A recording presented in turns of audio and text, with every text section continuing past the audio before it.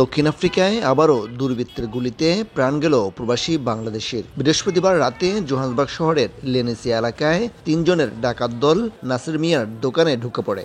নগদ অর্থসহ মূল্যবান জিনিসপত্র নিয়ে যাওয়ার সময় বাধা দিলে গুলি করে তারা। এ সময় দোকানে থাকা নাসির ও তার ভগ্নিপতি ফিরোজ গুলিবিদ্ধ হন। অতিরিক্ত রক্তক্ষরণে ঘটনাস্থলেই মারা যান ফিরোজ। গুরুতর আহত নাসিরকে নেওয়া হয় হাসপাতালে। হতাহত দুজনের গ্রামের বাড়ি মুন্সিগঞ্জের ইসাপুরে। মিজানুর রহমান রাসেল, সময় সংবাদ, দক্ষিণ আফ্রিকা।